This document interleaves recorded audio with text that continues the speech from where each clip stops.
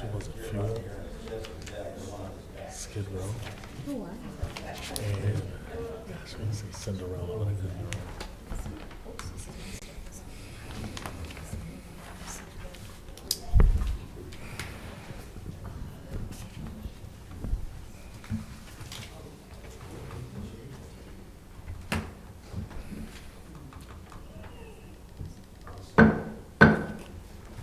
Welcome to Dundee Village Council meeting, July 2nd, 2019. Could we have call to order, please?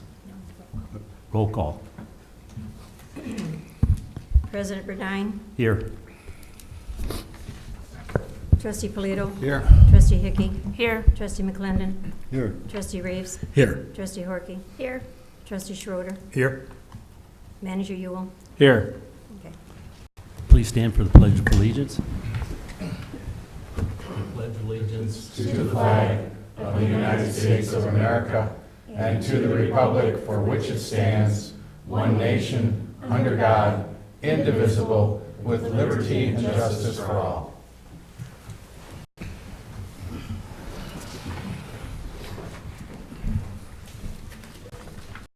Is there a motion to approve tonight's agenda? If I can interrupt for just a second, on 8B, Bricktown Coney Island outside wall, Mr. Amati Durham, the owner of the Coney Island, does not want this on the agenda, or nor does he want it discussed. I'd like to make a motion to accept the agenda with the amendment to remove item 8B under new business. Second. It's been moved and seconded to remove item 8B off the agenda. All in favor? Aye. Opposed? Hearing none, motion carried. Now we have approval of the minutes. We need a motion to accept approval of the minutes and place on file. Are we gonna? I move that we approve the Yeah, let's, minutes go ahead. from the June 18th meeting and place them on file. Yep. I'll second the motion. It's been moved and seconded that we approve the minutes of the regular meeting, June 18th, 2019. Any discussion? All in favor of the motion to approve the minutes and place on file? Aye. Opposed? Motion carried. Petitions and communications. Introduction of 6A, introduction of Sarah Carl, the office staff. Sarah? I'd like to introduce you to Sarah Carl. She is our new part-time office staff. Sarah, I'll have her tell you a little bit about herself, but she has been a fantastic find for us in the front office. Just wealth of knowledge. She's even straightening out Gary Dahl, so. Thanks, Dave. So, can you want to tell them a little bit about yourself, Sure. Sarah? It was nice to meet all of you. I'm Sarah Carl. I've been a village resident for almost 10 years with my husband, Brian Carl. We have a set of twins, and I graduated from Michigan State University and have been a sales rep for the last 15 years. Really looking to make a change in my life, and really excited that I found a position here with the village. So proud of everything that has accomplished here and the direction that we're going in, and really looking to continue to support all of you and the community as a whole. So thank you. Welcome. Welcome. Is there any questions to ask? You said you lived here 9 years, and Yep. how do you like the office and the office people? and Oh, everything? I absolutely love the office. It's a very friendly place, a lot of support, teamwork, a lot of creative ideas, and we really bounce things off each other to try to find the best way of doing things. It's been great. So. And I think I met you when I paid my water bill here. And do you feel the office is in a hostile environment, or I'm just joking? I'm just joking. No, not at all. So, quick question. You said you had twins. I do. How old are they? 21 months. Oh, So, okay. yeah. Well, congratulations. Yes, Congratulations. thank you. Boy and a girl. Yeah, we had swim class with our little guy, and we got Yep. to meet them. They're adorable. Lots of fun. Great. Yeah. Thanks. All right, thank you very much. Thank you, sir. Sarah works basically Monday, Tuesday, Wednesday. We had to change it a little bit. And then when somebody else is off, like she would, last week Kathy was off, and so Sarah worked an extra day, so it's really worked out well in the office. And her husband, Brian. Brian is a pilot for Southwest Airlines. Nice. I know I've seen him fly overhead. All right, now we'll go to petitions and communications, Part B. Introduction of Michael Roach, the engineering intern in Smartboard. Mike? Michael is an intern. Remember we talked about getting an intern in our engineering department. He works with Nick. He's a student, I'll have him tell you, but he's from the University of Toledo, and he has also been a great find. Matter of fact, he's already getting offers for internships from engineering firms that we've been working with. So he's a very impressive young man. You just tell him to go do something and he gets done.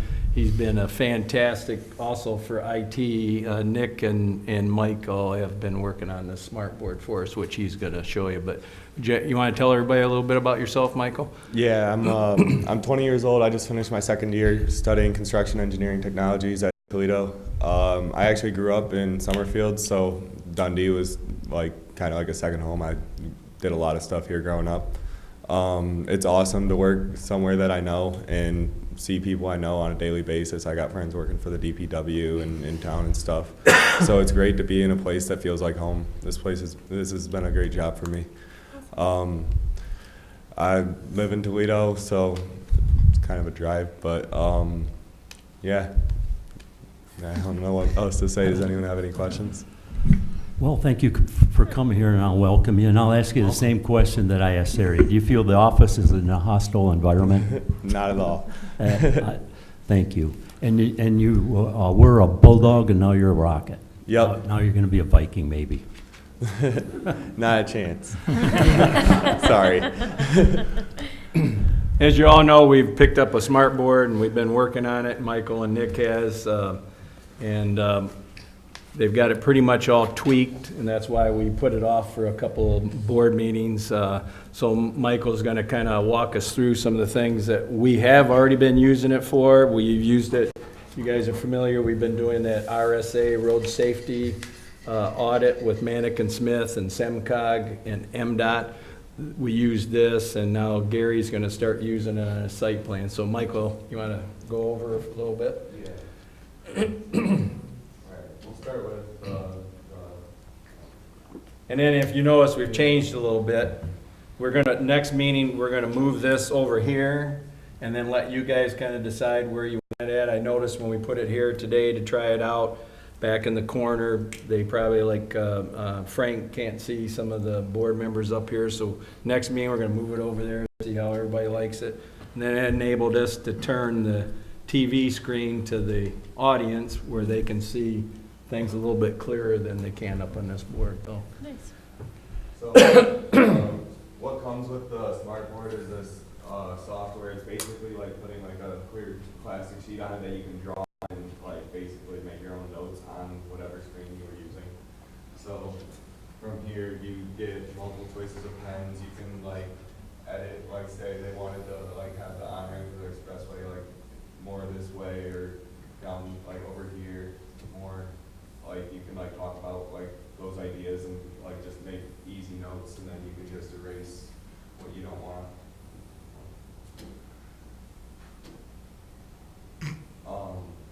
There's also another thing you can do with this is if you were to write something that you wanted to turn into words, you could just write it. And this is what Gary would be using because he has to have these site plans, he has to write on them, and then they have to go to the job site in the construction trailer. So now Gary can pull these site plans up, like for Chrysler, and he can write on it and it'll turn everything into print for him. And then he can just email it from here to the construction trailer. And then another thing is with the pen it comes with, you have the option to like, for presentations, you can just use the remote and go through whatever slides you have if you were like talking about it in front, like making a presentation for a company or something. So, yeah, the possibilities that you can do with this as far as like around the office is kind of endless as far as what it comes with. And they taught you this at Summerfield? Huh? They taught you this at Summerfield? No, maybe not. I only listen to them all. Does anyone have any questions about it? Does it go, does the screen go any lower? Is that the lowest that it'll go? I think it would. Yeah, you can adjust the height of it. There's bolts in it that you can loosen and adjust it. They kind of told us, Jordan, the company did, where to kind of position it, and then we all went down and spent some time at the City of Monroe. They have one, and over at Jim Jacobs Architect, they have one, so we kind of learned some things from them. Okay. But yeah, you can easily adjust it for different locations there. Any other questions? Well, welcome to Dundee, and Thank you. congratulations and good luck. Thanks. Nice to meet you. All right, thank you. Nice to meet you too. Michael.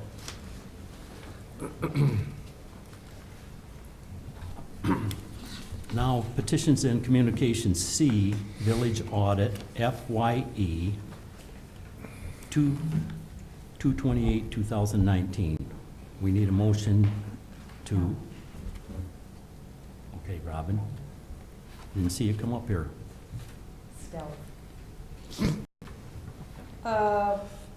Yeah, so this one, we made it through. We're finishing up the 50 state reports yet that have to be posted in 25 different places. We came out well. We still have an ongoing issue with our pension, but we discussed that at budget workshops, and I'm continuing to work with MERS, but it looks like we're in for just a long road of extra contributions until we can catch up. As far as the other funds, everything was good. I had one fund, which happened to be the general fund, that my expenditures were more than what we budgeted, and that's with budget amendments. As most of you know, at the end of the year, there's a lot of accruals that have to be done, and it's just best guess that I can get as close as I can. And I was off this year, which is not earth-shattering, but I'm supposed to let you know that that took place. So it took place. Auditors had great things to say. We have a new main auditor now. The auditor that we had, Mr. Cooley, is retired as of July 1. I believe we're going to have a nice lady named Sarah, and we had her here this time, and I'm going to enjoy working with her as well. I'll take any questions. This is a lot of... Hey, Robin, could you please speak into the mic? I don't know if the people will hear you in the back. Okay. Please. Any questions of me? And by the way, if anybody doesn't want to keep their audit, if you could return it to me, it's kind of a cost-saving thing. I have college kids that come in that are doing their theses and whatnot on municipal finance, and I give them out to them when they come in, and of course nobody else that asks, but I whittled the number down to about 12, so anybody that doesn't want to keep it. Are there any questions for Robin by the council? Thank you, Robin. Thanks, Robin.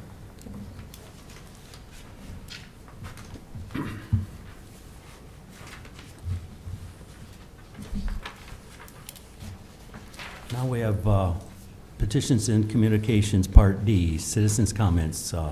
Shirley, would you like to read that, please?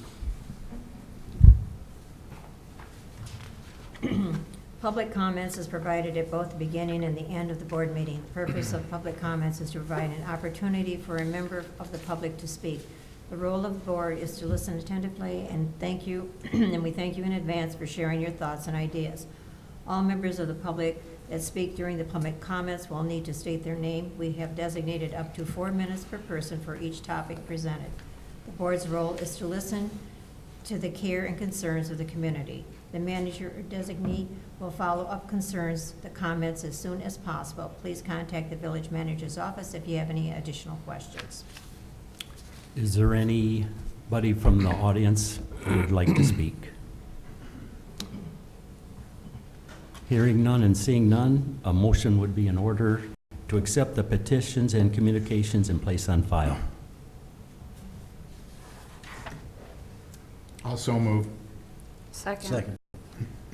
It's been moved and seconded to place the petitions and communications on file. All in favor? Aye. Opposed? Motion carried. Now we come to item number 7, the consent agenda. A, payment of bills of $235,598.47. Do we have a motion to accept the payment of bills? I move On to the accept the consent consent agenda. Second. It's been moved by trustee Horky and seconded, it's been moved by trustee Hickey and seconded by trustee Horky for the payment of bills. For the consent agenda, A, payment of bills, $235,598.47. Thank you.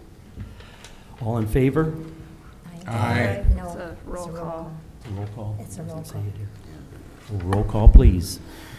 It was moved by trustee Hickey and supported by trustee Harkey to accept the consent agenda as presented and place on file. Trustee Hickey? Yes. Trustee McClendon? Yes. Trustee Reeves? Yes. Trustee Harkey? Yes. Trustee Schroeder, Yes. Trustee Polito? Yes. President Bodine? Yes. Motion is carried.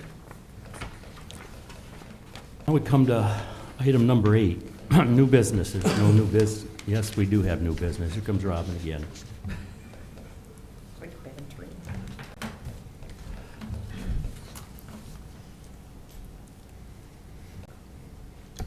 Do you want me to wait for you guys to Yep. open it, Well, or are you ready?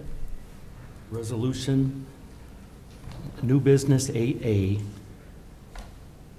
resolution number 2019-17, a bond authorizing resolution 2019 special assessment bonds. Let's put the wording on it, though. It's got to be reworded, right? Oh, for the Here, I got the correct one here. This is okay.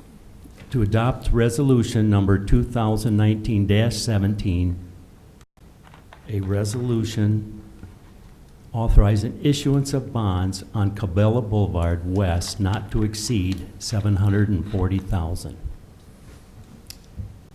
Okay, this resolution is the final step before we sell. It authorizes the issuance of the bonds in a not to exceed $740,000 at a maximum interest rate of 5% for 15 years. And it is payable from special assessments from Cabela Boulevard, but we are also pledging our full faith and credit of the Village of Dundee, which is also common.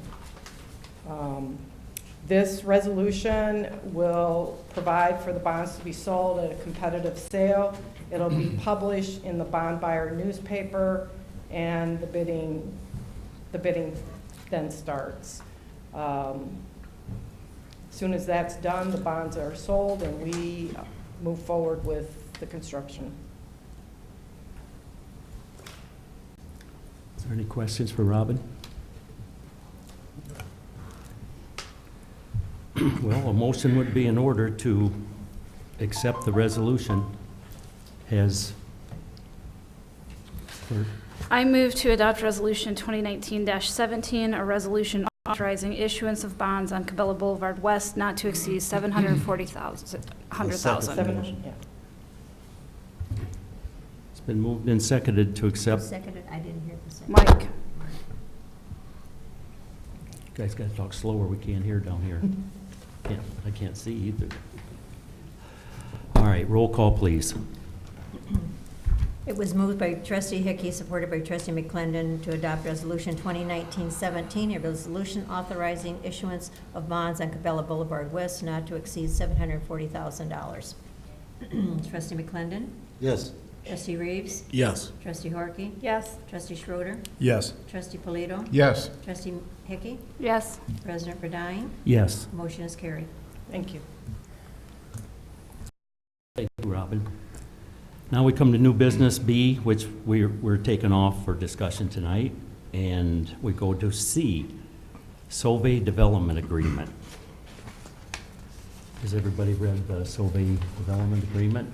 And it's- I do want to ask Manager Yule one question. If I recall appropriately, last year when this agreement came up, we also waived the tap-in fees for any new homes during that same construction period in order to make sure that we did not seem unfair to other new home builders. That is what happened, correct? That's correct, yes. Okay.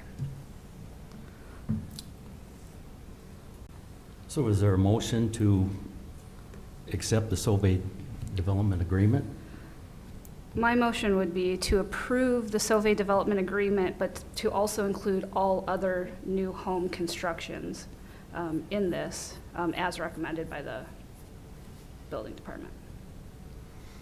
To include homes. All new homes. So to approve the Solvay Development Agreement and all other new homes during that same time period. Is there a second to that motion? I'll second that. Okay, it's been moved and seconded. Now, is there any discussion on the motion that Andrea made? So what we've moved and seconded basically cuts the rate for any home that's built in Dundee during the duration of this contract based on how it was worded. There was some discussion, and Mr. Solvay kind of wasn't in agreement with that because his contention was, but the council did, as Andrea had stated, voted to let the other ones, but Mr. Solvay's comment was, and Gary Dahl's comment, then the other people, as long as they build 40 homes, then they get the, but I think at the time, what Andrea said, the council said, we'll give it to everybody else, and there wasn't anybody. And it waives the water, but not the sewer, but nobody took advantage of it last year. But I personally don't want to appear that we are pro one developer over another, which. I completely understand, but Solvay is guaranteeing to build X amount of houses in a year. So he's growing, through building, he is growing our community. If other builders want to come forward and say, I guarantee I'm going to build this many homes, otherwise, why would he even sign into this if we're going to open it up that any builder can build any amount of homes and get the same deal? So it's kind of like he's in an agreement with us, but we're saying, you have to build 50 to get this, but everybody else doesn't. So I don't know that this is fair on the other way at the same time. How about you, Jordan? What do you have to say? Well, I definitely understand that if we are going to open it up to other builders, that we should afford them the same benefits, and everybody should have the same caveat. So, if they do get the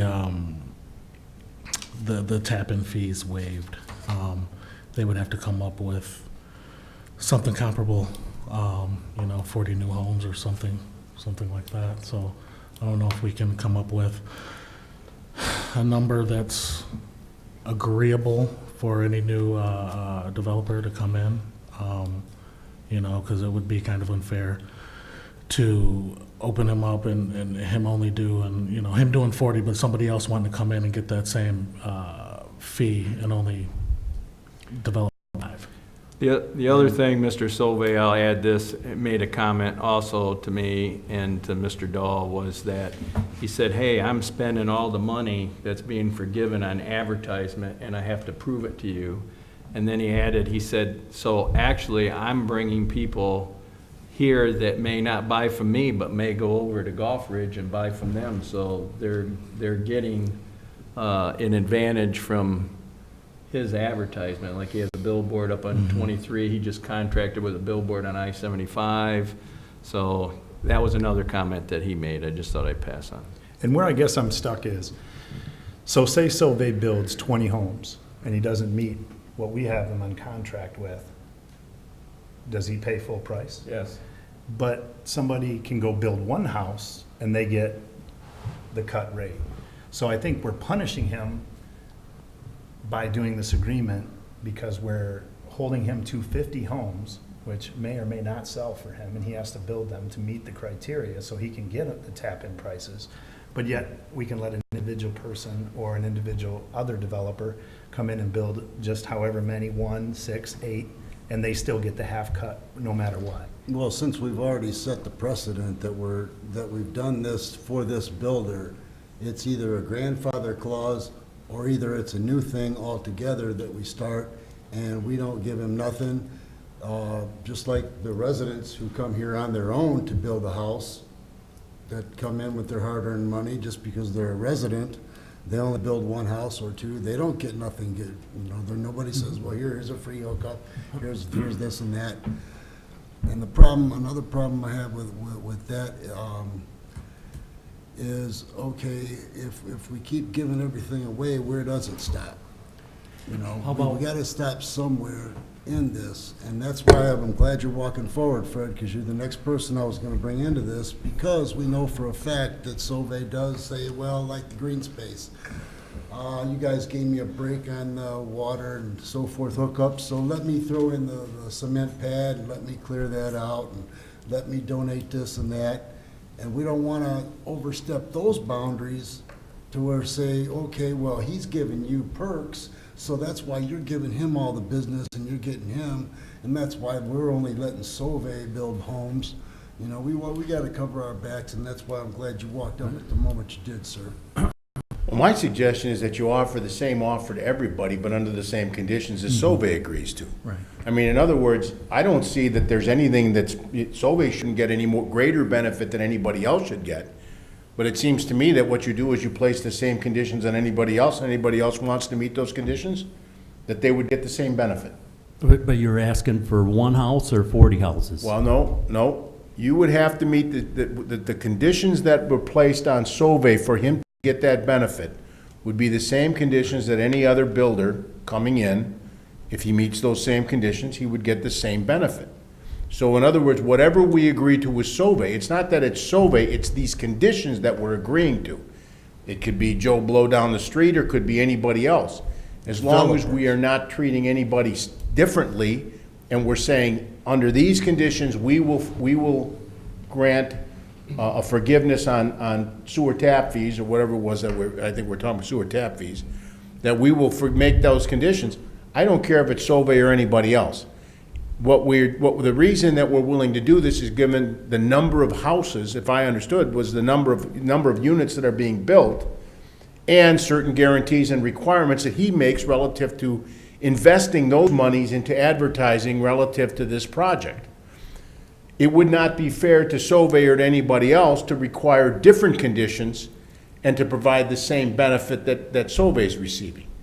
Now, I don't think that this should be something that's limited to Solvay. If any other builder comes in here and says the same thing and offers as much, then it should be offered to them also. I agree 100%. Danny, would you pitch in? You got anything to say? No, nothing to add. I agree 100% with what the motion and what Fred said. I would like to, I got this out of the Detroit Free Press, May 24th. This is where Solvay bought key parcels during the Chrysler Fiat talk up there in Detroit. The company owned by billionaire Anthony Solvay, billionaire, purchased two parcels of industrial land on Mack Avenue later revealed that they swapped it and they made a tremendous amount of money. They're billionaires here. And as I read a little bit more, it says, Solvay Enterprises, founded in 1961 by Anthony Solvay, is a longtime city contractor. The company's principals also have a history of donating to Detroit politicians. In 2012, Solvay testified against former Mayor Kwame Kilpatrick, sharing all the lavish gifts, free trips on a private jet, $10,000 of vacations and courtside seats to the NBA Finals he had given to the politicians. The nature of these gifts raised questions at the time. Were they bribes or extortion? Then it talks about, he's the mayor. It's hard to turn down the mayor, Solvay said during his testimony while he let Kilpatrick use his jets for free. I didn't want to get on the wrong side of him. I wanted to keep him happy. And You know you're talking about two different Solvays? That's not Michael Solvay. Nope, it isn't. But this Solvay Farms. And I sure here- hate to, in a public meeting, diss the guy that has brought tremendous amount of homes to this community and what is fueling our growth. I think it's inappropriate. Well, that's your opinion. And I would rather see somebody like Carl Ford or Pat Funk, our local builders. And if we keep. Can I actually, I think I would No, you're- actually you're- like I'd to. like to have the floor for a few more minutes. I'm entitled to 4 minutes. Well, then make your point, please. I'm trying to, Yeah. without your interruption, please. You're out of order. We need revenue for the wastewater plant. And I mean, I've lived here all my life, and we're just putting Band-Aids on it. And Solvay Homes, and it says in our packet that they will be putting signs up and everything. They're going to put signs up along 75 and 23 anyway. But a point of clarification, what you're referring to, yes, we have debt at the wastewater treatment plant. That's wastewater, and we're not talking about waiving any sewer fees. He's already paid all the sewer taps for all his lots. We're I talking about actually- water, not sewer. It's not fair to our citizens. And that's fine. That's but just my opinion. But the question I have for Fred at the time is, would you feel, and Dave, chime in on this, if it would be better to table this motion until we can discuss maybe a fair compromise for, like you were suggesting, all people can have the same policy. So we can maybe come back to the table at the next meeting, that we have something that we can apply to all. Do we need to vote on? Yes, it's been Andrea's- moved, it's been seconded, we've discussed, we need to vote it Right. down, and then we Yep. can put it back or readdress, or have another motion after that. Right. Gotcha. So then let's, are we all agreed that Call the question. anybody else want to discuss anymore, or we're going to go with the Do the roll call. Call the roll call, question. please? I would just add, I like Andrea's idea that we gather more information and make sure that we come up with a fair compromise as we care about the growth of Dundee and we care about the people. We want to Well, make I sure we mean- have a fair I can compromise. actually just rescind my motion, and then we don't actually have to vote. What I would like to say also is, really, we should just go ahead and, I mean, we have our attorney here who's basically gonna tell us what we need to be told by the law, what we can and can't do, and to be a fair, moral person and public and government to everybody, we don't want to give somebody else something that we're not gonna give someone else. You know, if you're gonna give a builder something, whether it's 40, 50, 100 housing project, then the next person that comes in, I don't care who they are, what they are, where they come from, it's 40, 50, 100, whatever that precedent that we have set forth before us, like we already have done, that's what it should be. Now, Mr. Solvay asked for 10 more additional, then okay, we could do 10 more additional, but that goes up to 50 for the next person that comes in and says, I want to be a developer. That doesn't apply to the poor resident that has to come in here and build a house. That's something different. That's only a resident. Well, two things I just want to point out. Number one, I think that, I don't know if it would necessarily mean that we're going to bump it to 50 for the next person. Because if you gave it to Solvay for 40, whatever the number is, I think you have to be consistent. In other words, just because he adds an additional 10, I don't think it's fair to the next person coming along saying, now you gotta go that additional 10. Right. That's number one. Number two, remember, part of the deal with regards to this is not just, we're giving you money, or we're forgiving you money for you to, you know, to build the houses. There is a quid pro quo here, which is that all of that money that would have been spent has to be invested in advertising to bring additional rooftops to the community. So just to say, if you're going to build, we're going to give you this money, it's not what we're doing, because if I understand correctly, under the program, the money is being reinvested in the community in the form of advertising to bring additional rooftops and bring additional residents into the area. So if we, and again, I completely agree with what Andrea is saying relative to being fair to all builders, but I think the program has to be one that is essentially setting forth, and if you wanted to come back and do it, then I would suggest what you do is you bring it back as a program and say that this is a program to which any builder who who is willing to meet these conditions can take advantage of this program which we have implemented relative to water taps. So that's how I would, I mean, I think that if you're going to do that, that would be the best and safest way to do it. Fred, I hear a lot of complaints in my walk, and I walk through all the subdivisions and stuff, and I don't want to put Solvay down, but a few years after they're built, there's a lot of people that are complaining, a lot. Again, I'm not here to tell you to do it or not do it. That's, you guys don't pay me to vote for you, okay?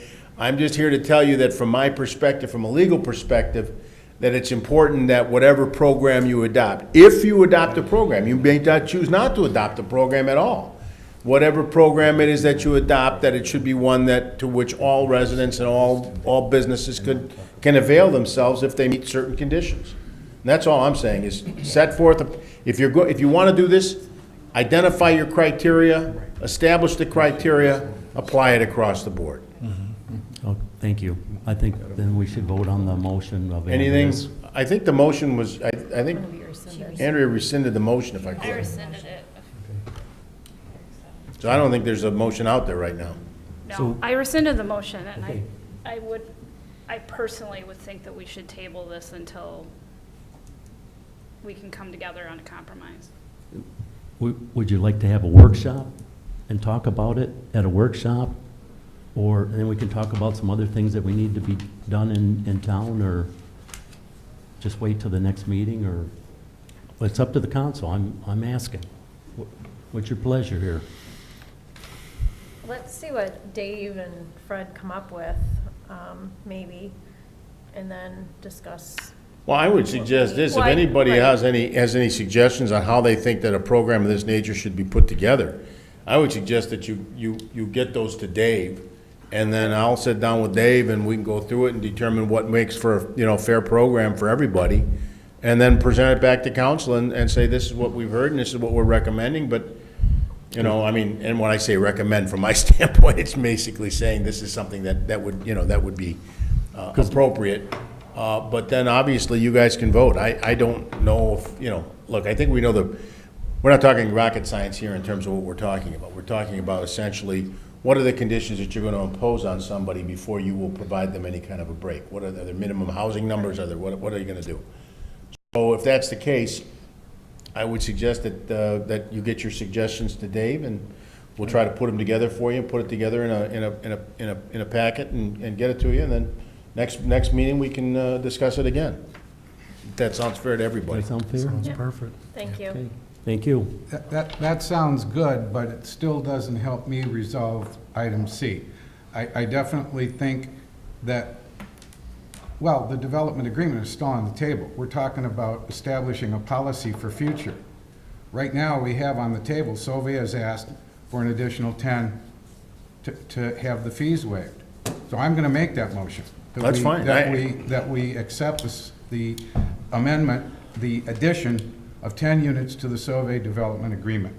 Okay. And then come back with a policy or procedure for other people at a future date. That's my motion. Would you read it again, please? Just state it. I make a motion that we agree to the Sauvé Development Agreement extension for the 10 new houses. Is there a second to the motion? I don't think he's asking for 10 more houses. I think that there's the number 40 in there. Like, this is a whole new agreement for this year. For another 40? Yeah. For another 40. He's already, Okay. he's already pulled 12 Okay, permits. well, I heard 10 additions, so I'll make the motion to grant the same development agreement to Sauvé for the new 40 homes that he wants to develop. Is there And a that's second? Michael Sauvé. Is there a second to Denny's motion? Is there a second to Denny's motion? Is there a second? Motion died. Could I ask the council, what's your preference on the 12 permits he just pulled? Can you let them know that maybe we'll know a little bit more by next week, or not next 2 week, but weeks. in 2 weeks? Okay. And we're meeting at the school the next time? And that's on a Wednesday or Monday? Monday. Because I think the print in here says Wednesday, and then somewhere I read, and then I thought it was Monday also. All right, let's move on.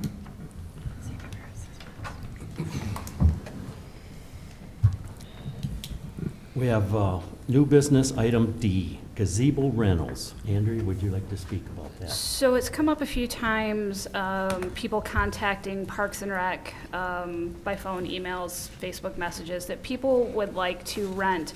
Mostly we get questions about the 2 gazebos that are at Wolverine Park. There's a larger rectangular gazebo, and then there's also the red gazebo where we usually have our music in the park.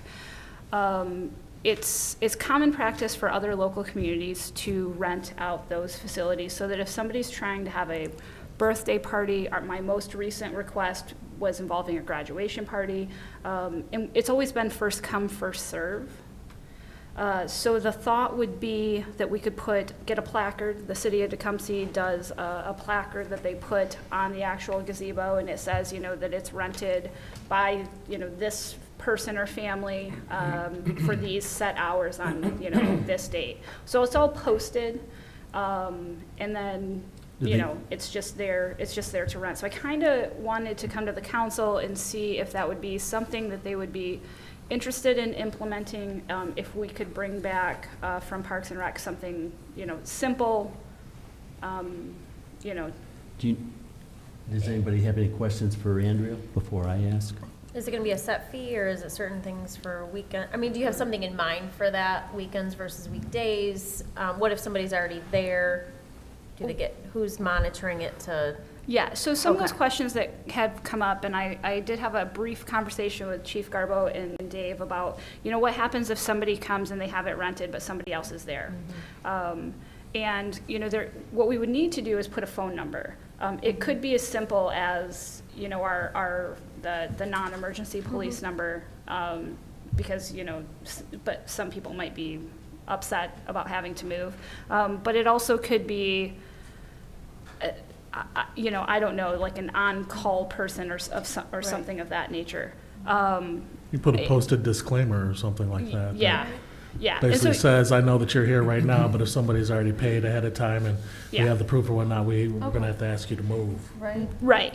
And so most of the locations around us don't do a weekday versus a weekend, but what they do is a resident versus a non-resident, and most of those discounts are $10. And the fees are anywhere from, like, the lowest I've seen around would be Blissfield, and those are $15 per gazebo, but my understanding is there's not electric at those gazebos. The city of Monroe, their shelters that have electricity, like the ones at Munson, are $65 for a resident and $85 for a non-city resident. And then if you go on to Tecumseh, it's a $10 discount for the shelters, but like their normal shelters run anywhere from $60 to what looks like $75. I'm not actually proposing that we go 50 or 60. I don't think that doing Right. something new. So I mean, I don't think we should maybe be as low as Blissfield, but I think that we could potentially meet in the middle and offer the discounts to village residents. Yeah, I would think that the village should get a discount Right. on that first. And then, as far as posting, you mentioned it at the gazebo. Would we put it at our front office too and stuff to let everybody know? When I don't know if Tecumseh also does it at their office. My inclination would be no, but what they are is those waterproof plastic, like paper holders, document holders, the weatherproof ones. That's what I've seen at Tecumseh. Okay. I admittedly don't know what Munson Park does in order to put theirs out, but I'm guessing it's something similar. And theirs are 65 and Tecumseh was 15, or was that Blissfield? Blissfield was the one that was 15. And theirs kind of vary, but like I said, they don't have electric that I know of at theirs. Our gazebo, we have one that has electric, but it's smaller. But then the bigger one that doesn't have electric, I mean, obviously it's bigger. The other request that we get is for rental of our soccer fields. There's a local tournament, the Waza tournament, every October that does rent our soccer fields. Monroe goes as far as to giving prices like an hourly rate for also their baseball fields and whatnot. I would be interested to know what your guys' thoughts on how far this would go. Do you cover, you know, all the gazebos or just the ones we really get the most questions about, which would be Which one has the electric? Wolverine, the red one does. I like the idea. I just think there's a few logistics, obviously, that you're in Yeah. the middle of working out. Yeah, we'll definitely So- have to work out the logistics of it. Yep. You know, Monroe also does put a cancellation policy on it, which I think would probably be important. But this wouldn't be something that I would want us to pursue as Parks and Rec unless you guys felt it was something that we should consider. Obviously, we'd bring back a full proposal out of that commission. Okay. Ryan? What do you have to say about it? Yeah, I think we do need to have something in place. I know at the school, we set up different fee schedules for nonprofit, for-profit, school-related, community-related, or community activities. And the fee schedule is all based on the activity that's there. We don't want to give our facilities away free for somebody who's coming from outside the village, just making money off of us and then walking away and not paying for it. Right. So I would absolutely think that we need to get something in place that's consistent for all of our facilities. Okay. Well, I will take that back to Parks and Rec, and we will bring you a full proposal then, knowing that that's something that you guys would be interested in seeing. Great. And if you could also add a caveat in there of, for the revenue gain, what the end game is for it, if it's used for a general fund or if it's used specifically to improvements, you know, constant improvement on the parks and the gazebos and whatnot. That'd be nice to see as well. Mike, what do you have to say about this? Yeah, I'm for it. I mean, I have no problem with it. Danny? No problem. Good idea. So we should make a motion, somebody should make a motion to maybe table it. I don't you know? actually need a You don't motion. need a motion? You're just gonna This go was back just to a the discussion. Discussion, okay. Yes. And this was Alright. just for the gazebo rental, right? Yes. Well, but you added on, Gazebo, and I'd like to put something in the there soccer about the fields. soccer fields, just because Yeah. it does happen to come up. Yeah. No, that's fair. Okay. Okay, thank you. Now, wait a minute, just to back this up now, should we have to amend that also from the new business, since that wasn't on there? As new business like D, whatever, I mean. It was just a discussion. It was just a discussion. Okay, just want to So- make sure. Okay. And this one here, under new business E, Historical Committee, this will just be a discussion also. Well, I think it would be a good idea to have a Historical Committee because the Smithsonian Institute is coming to Dundee. We need to keep the old style look, and we need people to be on the committee before we start new businesses and stuff that go along with the facade is old historical. To keep downtown like it always has been.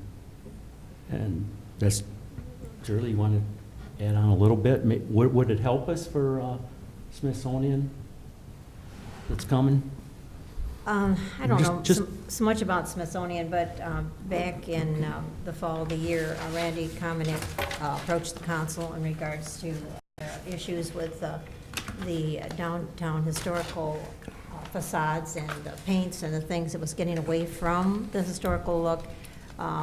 We are on the National Register of Historical Places, and their concern was some of the paint issues with the new pharmacy that came in, the signage. We've had a couple other issues since then with the new garage that's now orange, and which isn't a historical color. So they were wondering where we were going. His issue has been brought up 3 times, back when Mr. Norris was the president and when Penny was the president, and they were going to look into it, and nothing has transpired. So they were just wondering if the council was going to move forward with some sort of a committee or something to look into the historical aspect of the downtown area. I can tell you what we're doing with this is, if the council remembers, you allocated $16,000, up to $16,000 for Carlisle Wortman to work on our zoning, and this is going to be part of that in our zoning. They're going to be working on the historic guidelines, and I have asked Shirley to meet when they start doing this. I've asked Shirley to meet with Carlisle Wortman. The plan, once it is finished with Carlisle Wortman, they'll make a presentation to the zoning board. Again, it'll go to planning, and then once it goes through planning and any changes, they'll bring it back. We'll bring it back to the full board. So that's what we're doing here. And I would nominate Shirley to be on that committee too, since she has the most experience.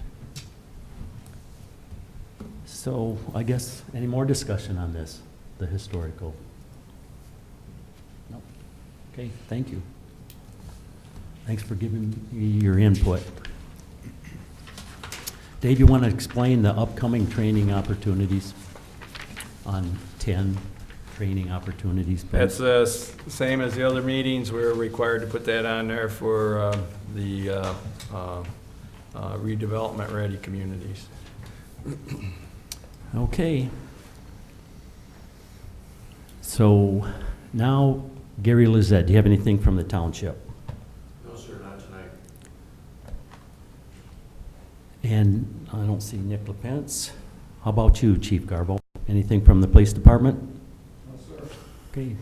Dave, we're into village manager comments, number 11. Thank you. Don't forget July 15th, 5:30 p.m. at the school. Our joint meeting with the school. It should be a short time. We're going to have a very short agenda for that. The school is going to try to do the same thing. If you get a chance, after it gets dark, we do have the tree lit up in the gazebo area behind Swan Creek. DDA dealt with Bronner's and has new lights on that. And remember, we talked about that before. Everybody, it was kind of a comment a couple of you made, couldn't we have them on year-round? So Mary Schultz did a good job investigating this and reported back to the DDA. There are lights, when she involved Bronner's, that expand with the tree. So that's what's on there right now. So that'll be all lit up white. And then they're going to start changing over to some more different LED lights, right? Correct, Denny? Yes. In the downtown area.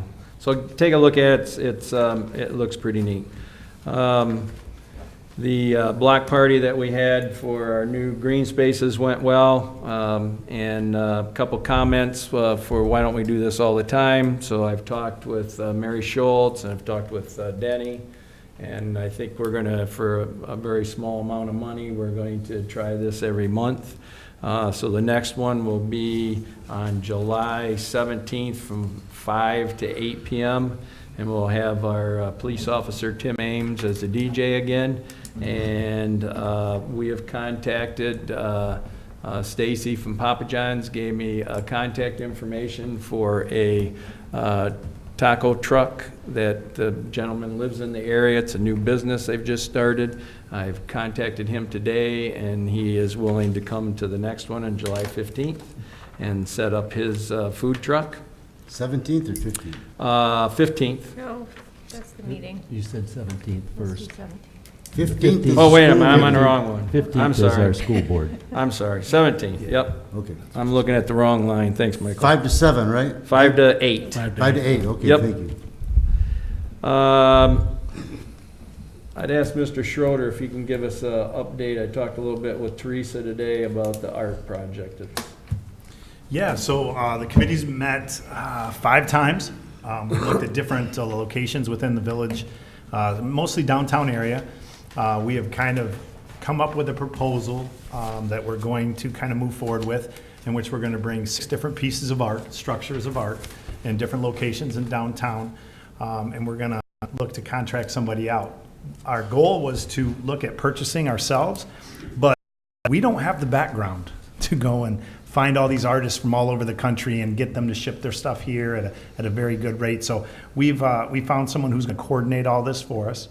And we're in the process where we're going to select locations. We're going to finalize the location sites, and we're going to move forward on it. And I think it's going to be a great thing for enriching the culture here in Dundee. Thanks, that's all I have. Okay. So it's on a lease program, is that what you're talking about? I'm not there. So the way it works is an artist gets a certain amount of stipend for getting their artwork here. They have to ship it here most of the time by a semi or a trailer or wherever they're at, and it comes from all over the region, sometimes California. So we have to give them a stipend just to say, if you bring your art here, here it is. And then there's a lot of different things you can set up. So every piece of art that is on display in Dundee is for sale. So if it sells, a certain percent comes back to this committee so we can keep this going and we can self-fund ourselves, hopefully down the road. And then a certain percent goes to the actual artist. And then every year we'll look at trying to purchase one on our own because we didn't realize how expensive these nice big structures are. So every year we'll try and purchase one. So the following year we'll add another site. We'll have 7. One we own and we'll have for the duration of the life of that structure. And then there'll be another 6 artists come in.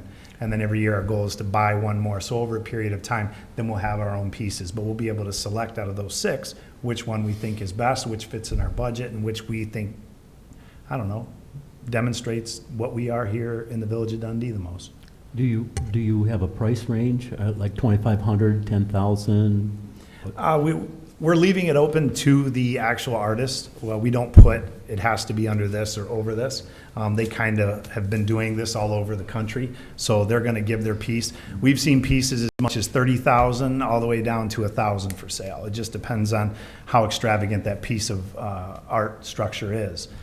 So we're gonna get a portfolio of multiple different submissions of what they want to submit to have in Dundee, and we as a committee are going to look at it and pick those 6. Could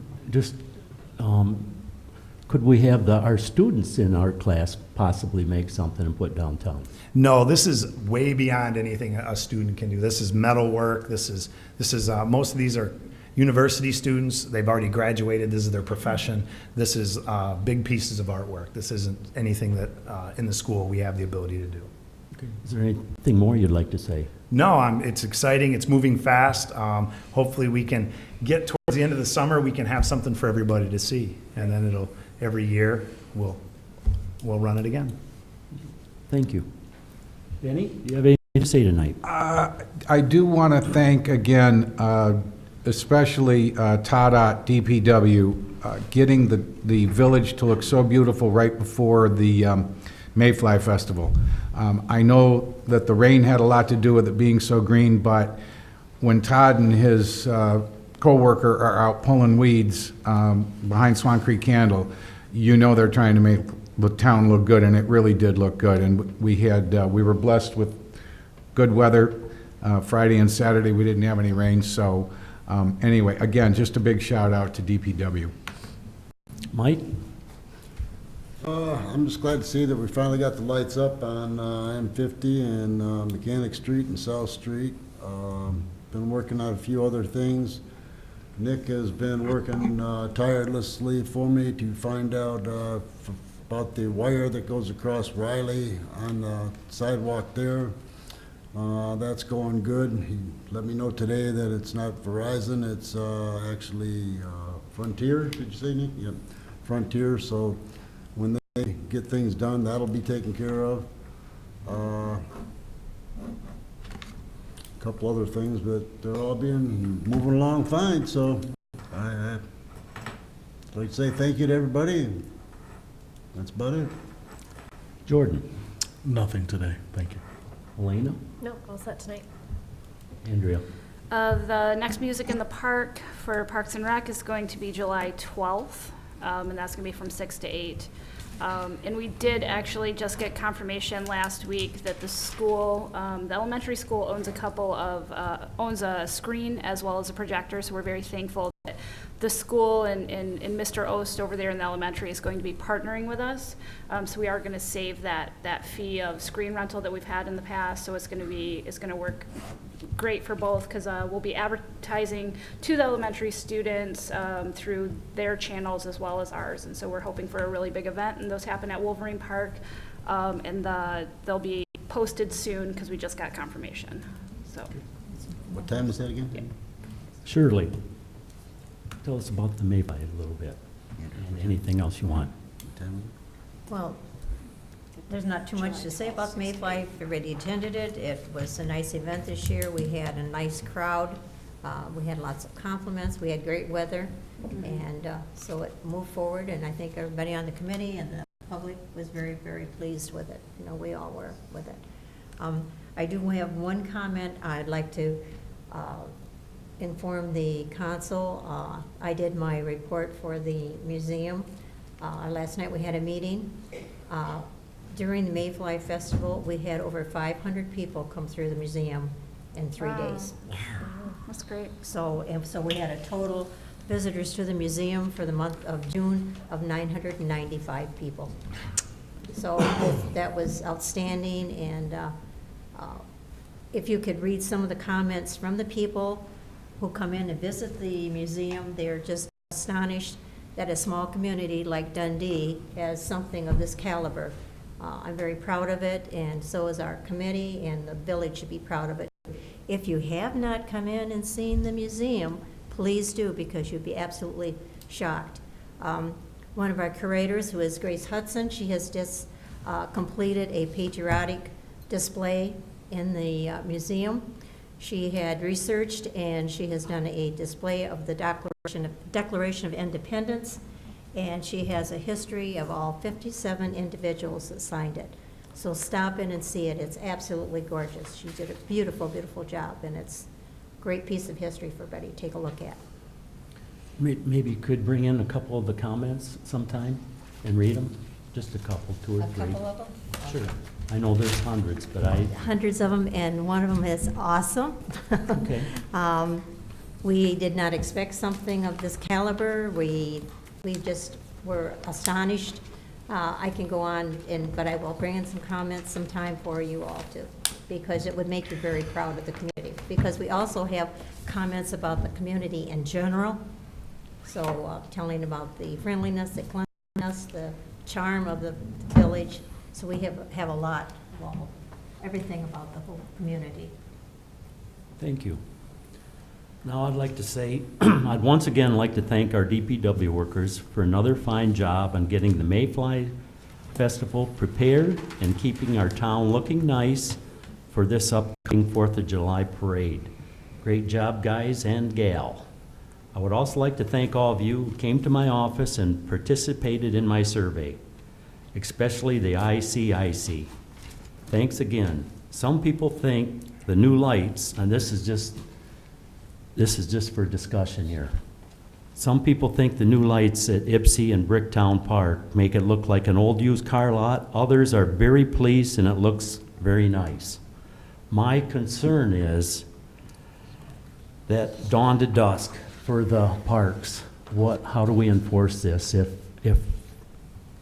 the picnic tables are being used after dark?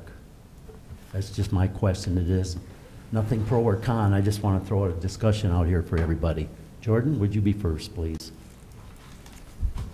I mean, it's a public space. We have a great police department. You know, I don't know what any of the rules are, but Chief. Thank you. Yes, we do have an ordinance. In the ordinance, you can't be in the parks 15 minutes before sunrise and 15 minutes after sunset, so they are closed at dark. Can I ask you a question? Yes. The fact that these are, and this is maybe just a play on words, that these are considered green spaces different because we do call out parks in the ordinance. We don't call out green spaces. Is that something that we need to address? Because in the minutes of our last meeting, it was addressed as being Ipsy Park. Well, So, it is part of the park structure, but Yes. that's my question. If we're calling it a green space, which is what we have at the block party, is there, and it could just be a play on words, but, you know, we've officially been calling it a green space in the parks master plan and all of that too. Is that something that we need to address? Yes, if you're going to call it a green space and you want it to be a part of the parks, I would say we'd put it in the ordinance, but Mr. Lucas would be the exact person to answer that question, I'm sure.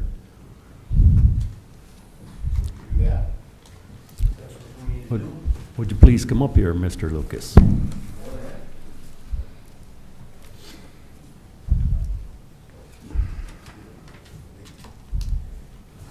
I think that'll be fine. We can just put that into an ordinance, and I'll have that available for you at the next meeting. And it's gonna be a green space and not a park? It's gonna be whatever you direct me that you want me to write it up as. If that's how if you'd like it written up as a green space, then we will do it as a green space. What's the council's pleasure on this? Well, if it's Paulina? written up as a green space, are we gonna have to have like still separate placards there that says this green space, as well as like we have the placards and the rules at the other park that says parks can only be used from dawn to dusk? So we just put a placard there, green space can only be used dawn to dusk?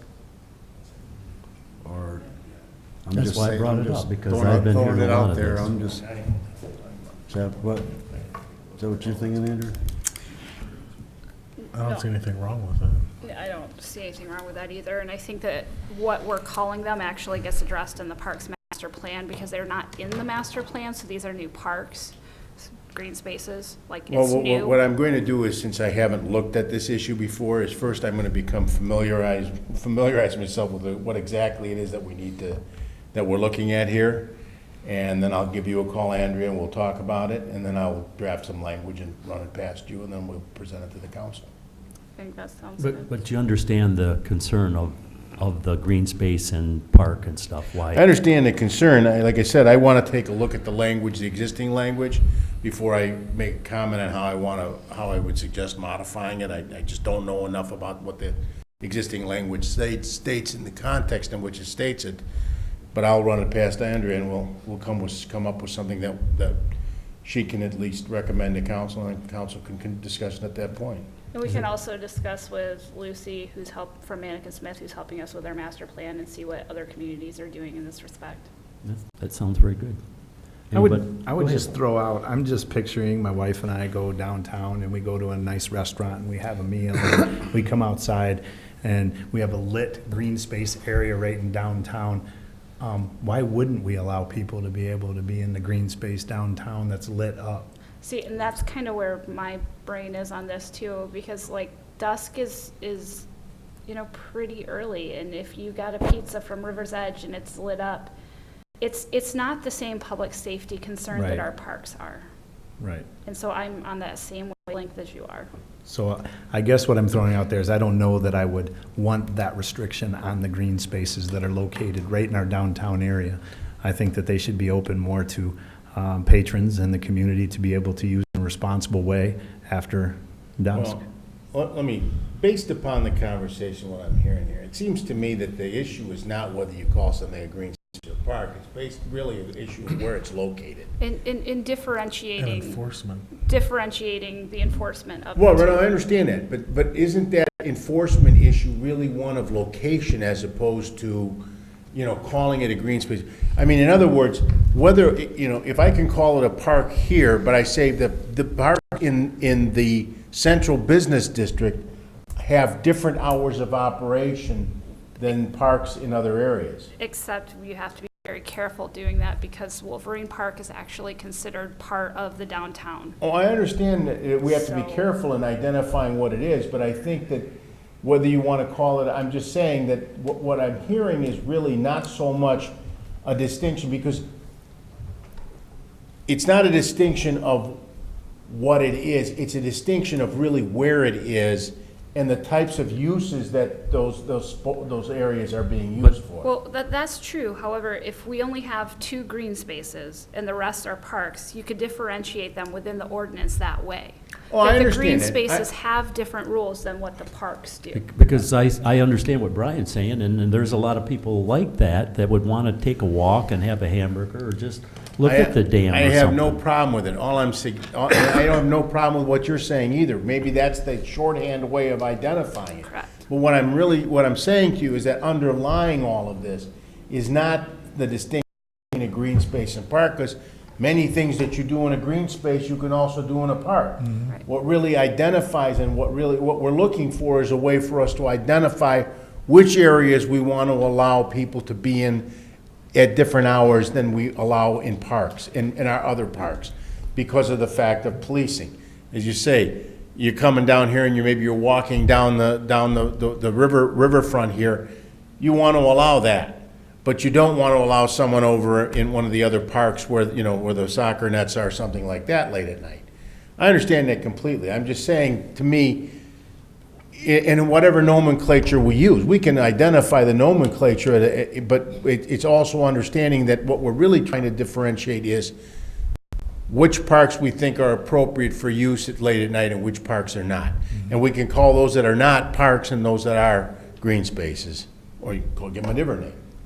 And they are getting, the kind of off of what Mr. Schroeder said, they are getting used at night, Fred, because my wife and I come up at night to put the umbrellas down in case of bad weather. And many times somebody's eating a pizza. There were some people that had orange leaf yogurt sitting there with family and kids after it was dark and it was lit up because of So what I'm lights. saying is what we really need to do is, first of all, identify what are those areas that you want to allow those sorts of activities in. We call them green space. I have no problem with that whatsoever. I'm just saying first thing we have to identify is where do we want, do we have those delineated as to where those spaces are that we would want to allow people to come late at night, beyond the normal hours of park usage? And that's the first thing that we need to do, is determine where those areas are. I agree.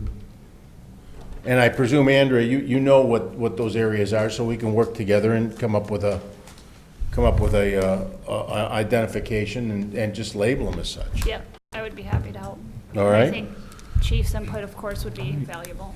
All right. All right, thank you. Is there any citizens' comments tonight? Again, Gary, please come forward. Please come forward, please. You can hear me. I know, but we've got to make sure we hear it on the microphone. Shirley, Gary Lizette, Dixon Road, Dundee, Township Trustee, as you all know. Thank you. I attended the block party last week, had a good time, a lot of music, food, commiserate with other community members. And I want to remind everybody about the 4th of July parade on Thursday. If you're a subscriber to Code Red, through the village or through the township, you got a message. It's been in the newspaper. I encourage everybody to attend if the weather holds off. Thank you. Thank you. Is there any other questions and comments? John?